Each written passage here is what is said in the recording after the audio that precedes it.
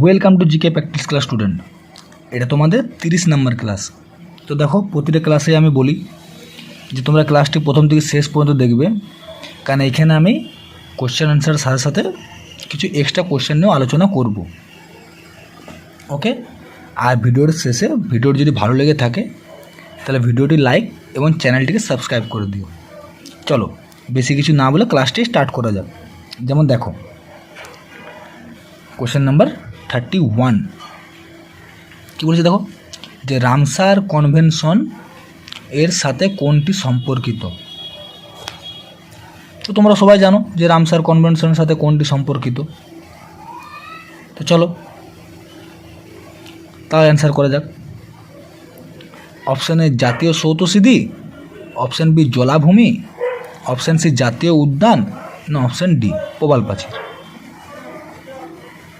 Ramsar মানে সবাই জানো যে অপশান বি জলাভূমি, আর জাতীয় উদ্যান ন্যাশনাল পার্ক। ঠিক আছে, জাতীয় উদ্যান ন্যাশনাল পার্ক। এইখানে দেখো একটা কোশ্চেন, কারণ যেহেতু আমি প্রতিটা ক্লাসেই বলি যে আমি কোশ্চেন অ্যান্সারের সাথে সাথে কিছু এক্সট্রা ইনফরমেশনও আলোচনা করব। তো তোমরা ক্লাসটা প্রথম থেকে শেষ পর্যন্ত দেখবে। দেখো, এই যে রামসার কনভেনশন, রামসার যেমন দেখো, এই যে রামসার কনভেনশন, রামসার সম্মেলন যদি বলা হয়, প্রশ্ন আসে রামসার সম্মেলন প্রথম কোথায় অনুষ্ঠিত হয়। তো আমি এইখানে লিখে দিচ্ছি, ঠিক আছে, এখানে লিখে দিচ্ছি আমি।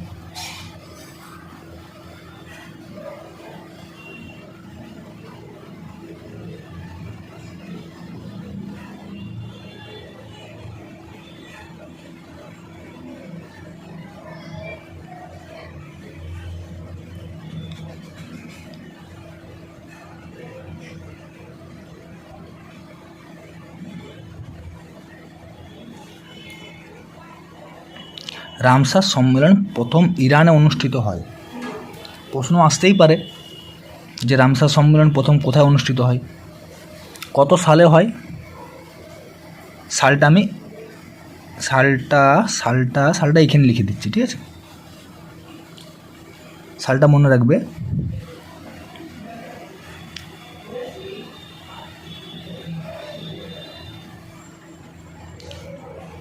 কোথায় অনুষ্ঠিত হয়? রামসার সম্মেলন প্রথম ইরানে অনুষ্ঠিত হয় এবং 1971 সালে ইরানে অনুষ্ঠিত হয়। ঠিক আছে, জাতীয় স্মৃতিসৌধ দেখো, জাতীয় স্মৃতিসৌধ যেমন আগ্রার তাজমহল, তারপরে কলকাতার হাওড়া ব্রিজ, এই জাতীয় স্মৃতিসৌধ, লালকেল্লা। ওকে, জাতীয় উদ্যান তোমার বললাম ন্যাশনাল পার্ক, প্রবাল প্রাচীর। চলো পরের প্রশ্নে আসা যাক। দেখো, কোশ্চেন নাম্বার 32 কী বলি দেখো, এই 32 বলার আগে একটা কথা বলি যে ইকোনমিক্স থেকে কোশ্চেন কিন্তু আসবে। ইকোনমিক্স থেকে কোশ্চেন কিন্তু এই সংশোধনী আইন, পঞ্চায়েতি রাজ 5 ইয়ার, এই যে পঞ্চায়েতি রাজ 5 ইয়ার প্ল্যান, ঠিক আছে, তারপর অ্যামেন্ডমেন্ট, এসব কিন্তু ভালো করে দেখে যাবে। আমার কিন্তু আগের ক্লাসে আমি ডিটেলসে বলা আছে, আগের ক্লাসগুলো তোমরা দেখে নিও, ঠিক আছে। আমি এখানেও বলে দিচ্ছি যেমন তোমার ডিটেলসে কেমন বলা আছে, যেমন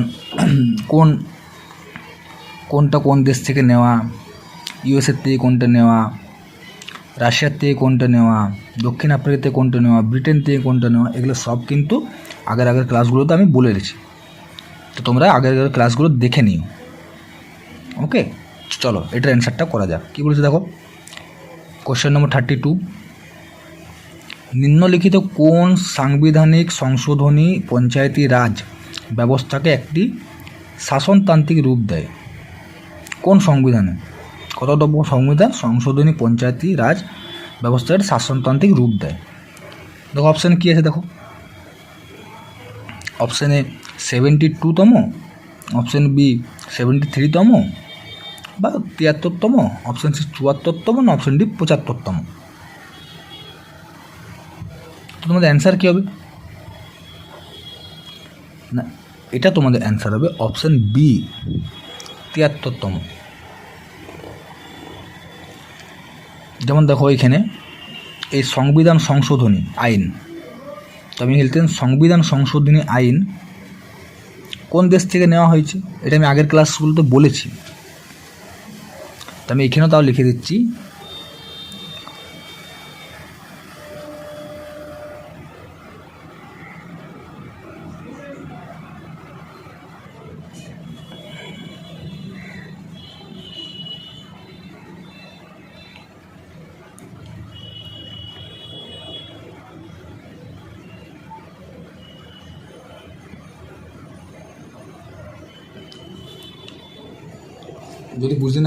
যদি বুঝতে না পারো আমি বলে দিচ্ছি। এই যে সংবিধান সংশোধনী আইনটি, সংবিধান সংশোধন করা যায়, এই আইনটি দক্ষিণ আফ্রিকার থেকে নেওয়া। ওকে, যেমন দেখো তোমার ফান্ডামেন্টাল ডিউটিস, ঠিক আছে, মৌলিক কর্তব্য ফান্ডামেন্টাল ডিউটিস কোন দেশ থেকে নেওয়া? রাশিয়া। ঠিক আছে, মৌলিক অধিকার কোন দেশ থেকে নেওয়া? ইউএসএ। এগুলো কিন্তু আমি আগের ক্লাসগুলোতে বলে রেখেছি, তোমরা ক্লাসটি দেখে নিও। ওকে, চলো পরের প্রশ্নে আসা যাক। দেখো কোশ্চেন নাম্বার 35। দেখো কী বলেছে, দেখো যে বারখান গঠিত হয় কিসের দ্বারা? বারখান গঠিত হয় কিসের দ্বারা? অপশান এ নদী, অপশান বি বায়ু, অপশান সি হিমবাহ, না অপশান ডি ভূমিকম্প। তো বারখান গঠিত হয় কিসের দ্বারা? এটা তোমাদের অ্যান্সার হবে অপশান বি, বায়ু।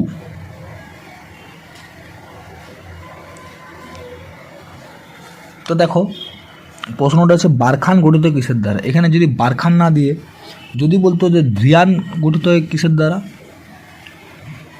ধ্রিয়ান, আমি এখানে লিখে দিচ্ছি বারখান প্লাস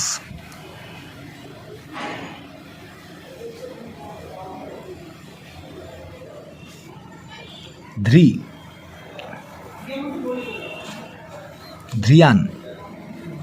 তাহলে বারখান গঠিত হয় বায়ুর দ্বারা, ধ্রিয়ানও কিন্তু গঠিত হয় বায়ুর দ্বারা।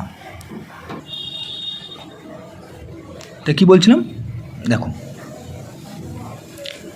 বারখান গঠিত হয় বায়ু দ্বারা আর ধ্রিয়ানও গঠিত হয় বায়ু দ্বারা। ওকে,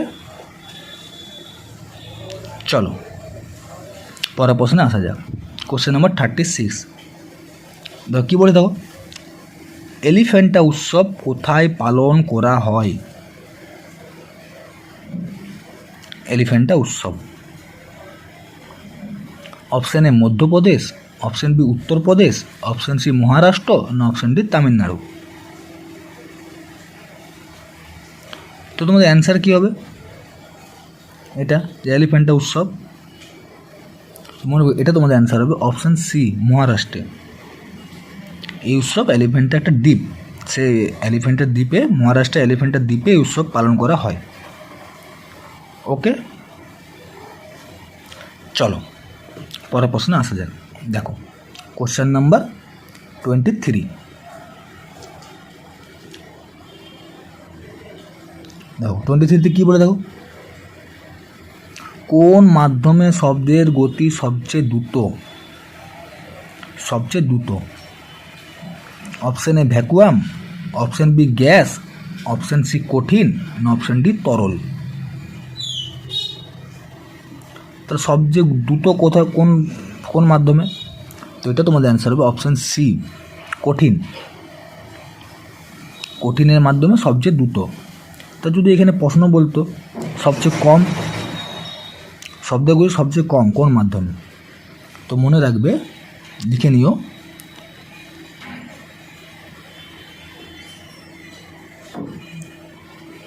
সবচেয়ে কম হচ্ছে এই গ্যাসীয় মাধ্যম। হ্যাঁ, কোন মাধ্যমে শব্দগুলো সবচেয়ে কম? গ্যাসীয় মাধ্যমে, আর কঠিন মাধ্যমে দ্রুত। ওকে, চলো পরের প্রশ্নে আসা যাক। Question number 24।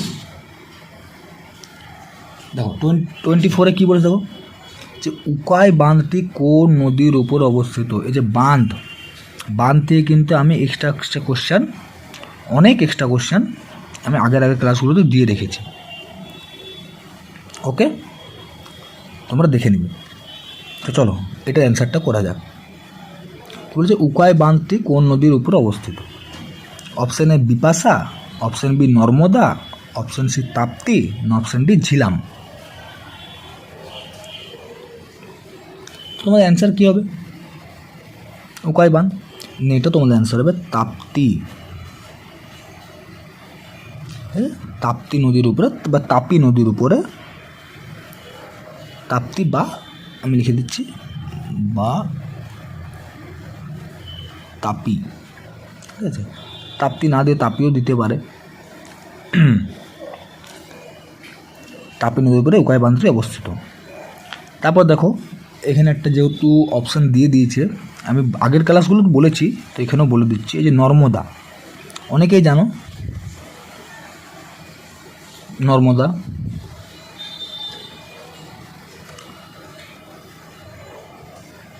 এই নদীর উপরে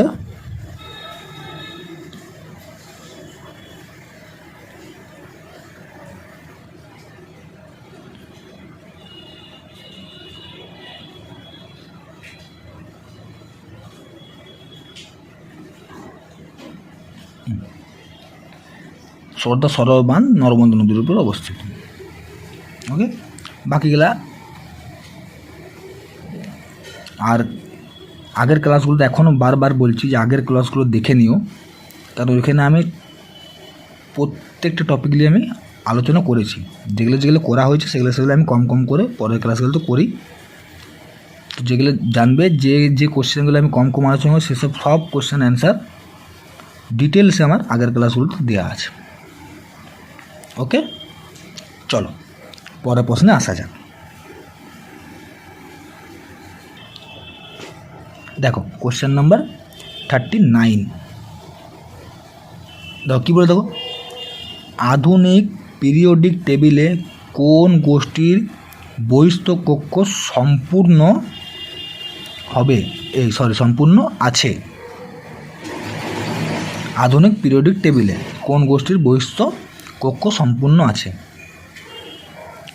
অপশান এ 16তম, অপশান বি 18তম, অপশান সি 17তম, না অপশান ডি 15তম। এইসব কোশ্চেন অ্যান্সার কিন্তু জেনে রাখা ভালো, কারণ এইসব কোশ্চেন সবাই পড়বে না। বাই চান্স এক্সামে যদি এই কোশ্চেনগুলো পড়ে যায় তো তুমি যদি অ্যান্সার পারো তুমি এগিয়ে থাকবে। ওকে, আনকমন কোশ্চেন এক দুটো জেনে রাখা ভালো। তো দেখো পিরিয়ড টেবিলে কোন গোষ্ঠীর বহিস্থ কক্ষ সম্পূর্ণ আছে?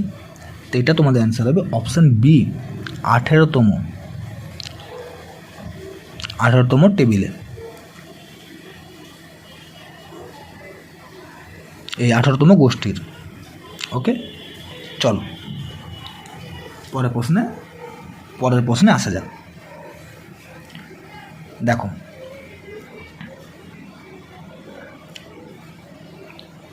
Question number 40। তো বলে দেখো গোল্ডেন গার্ল কার আত্মজীবনী কার বা কার আত্মজীবনী?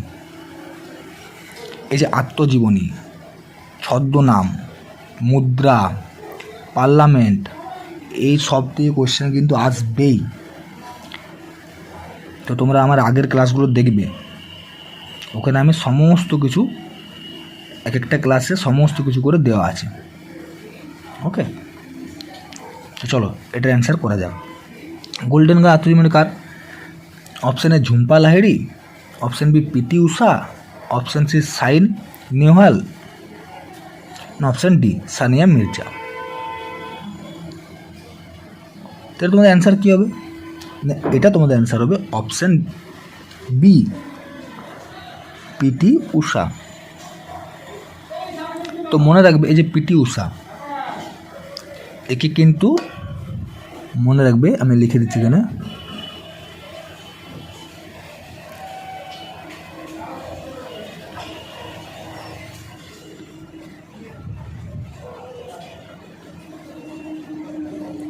এই যে পিটি ঊষা কিন্তু পাউলি এক্সপ্রেসও বলা হয়, ঠিক আছে। এক্সপ্রেস যদি বলা হয় পাওলি এক্সপ্রেস কাকে বলা হয়, 4টে অপশান দিয়ে দিল, তো পিটি ঊষা। ওকে, আর গোল্ডেন গার্ল আত্মজীবনী হচ্ছে পিটি ঊষা। চলো পরের প্রশ্নে আসা যাক। দেখো কোশ্চেন নাম্বার 27 কি বলেছে, কার সময়ে 76-এর মন্বন্তর হয়েছিল? 76-এর মন্বন্তর। এখান থেকে কিছু কোশ্চেন আছে, তোমরা এই কোশ্চেনটা মন দিয়ে দেখবে, স্কিপ করে দিও না। যেমন দেখো 76-এর মন্বন্তর কার আমলে হয়েছিল, মানে কার সময় হয়েছিল? Option Lord Curzon, option B Lord Cartier, option C Lord Cornwallis, না option D Lord Warren Hastings. তোমাদের অ্যান্সার কী হবে? অ্যান্সার হবে অপশন বি লর্ড কার্টিয়ারের আমলে। ওকে, এবার দেখো 76-এর মন্বন্তর। একবার প্রশ্ন এসেছিল যে 76-এর মন্বন্তর ইংরেজির কত সালে হয়েছিল? তা আমি এখানে ইংরেজি বাংলা দুটোই লিখে দিচ্ছি। ওকে, দেখো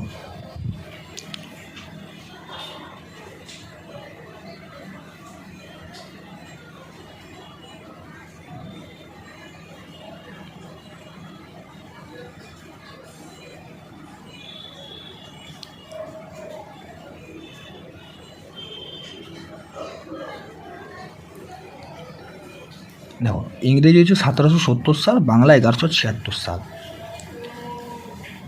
ঠিক আছে, কার আমলে? কার্টিয়ারের আমলে। তারপর এখানে দেখো লর্ড কার্জন, এটা নিয়ে কিন্তু ডিটেলসে লর্ড কার্জন নিয়ে ডিটেলসে আমি আগের ক্লাসগুলোতে করেছি। তা আমি এখানে তোমাদেরকে বলে দিচ্ছি, এই লর্ড কার্জন আমলে কিন্তু বঙ্গভঙ্গ হয়েছিল।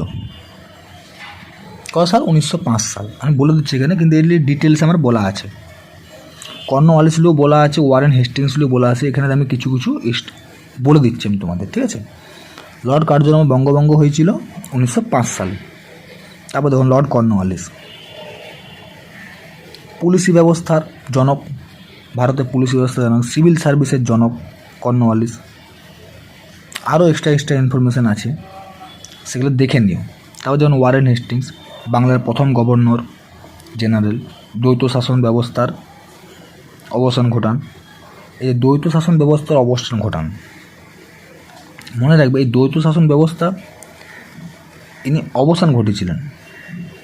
দ্বৈত শাসন ব্যবস্থা কার আমলে স্থাপিত হয়েছিল বা করেছিল ফার্স্ট? ওটা মনে রাখবে রবার্ট ক্লাইভ। রবার্ট ক্লাইভের আমলে দ্বৈত শাসন ব্যবস্থা শুরু হয়েছিল। আর ওয়ারেন হেস্টিংস দ্বৈত শাসন ব্যবস্থা অবসান ঘটান। তো রবার্ট ক্লাইভ কে ছিল? বাংলার প্রথম গভর্নর। আর ওয়ারেন হেস্টিংস হচ্ছে বাংলার প্রথম গভর্নর জেনারেল। তা ভারতের প্রথম গভর্নর জেনারেলকে? না লর্ড উইলিয়াম বেন্টিং। এগুলো আমি সমস্ত কিছু ডিটেলস আগের ক্লাসগুলোতে দিয়ে রেখেছি। ওকে, তাহলে দেখো এই লর্ড উইলিয়াম বেন্টিং হচ্ছে এই ভারতের প্রথম গভর্নর জেনারেল। তা ভারতের শেষ গভর্নর জেনারেলকে? না লর্ড ক্যানিং। আর শেষ গভর্নর জেনারেল এবং প্রথম ভাইসরয় হচ্ছে লর্ড ক্যানিং। ওকে, এগুলো তোমরা ক্লাসগুলো দেখে নিও। আরও অনেক এক্সট্রা ইনফরমেশন দিয়ে ক্লাসগুলো করানো আছে, ঠিক আছে। তারপর দেখো কোশ্চেন নম্বর চলে এসো 28। দেখো জলে হাইড্রোজেন এবং অক্সিজেনের ভরের অনুপাত সর্বদা ড্যাশ হয়। হাইড্রোজেন ও অক্সিজেন, মনে রাখবে হাইড্রোজেনটা আগে আছে, অক্সিজেনটা পরে আছে, ঠিক আছে। দেখো অপশান দেখো কী আছে। অপশানে দেখো 2:1, অপশান বি 8:1, অপশান সি 1:2, না অপশান ডি 1:8। তো তোমাদের অ্যান্সার কী হবে? এটা জলে হাইড্রোজেন অক্সিজেনের ভরের অনুপাত, এটা তোমাদের অ্যান্সার হবে অপশান ডি 1:8। ওকে, তো চলো আজকের মতো এখানেই। ক্লাসটি তোমার যদি ভালো লেগে থাকে তাহলে ভিডিওটি লাইক এবং চ্যানেলটিকে সাবস্ক্রাইব করে দিও। আমি পরের ক্লাসে আরও এক্সট্রা ইনফরমেশান দিয়ে ক্লাসগুলো করাবো। ওকে, চলো আজকের মতো এখানেই।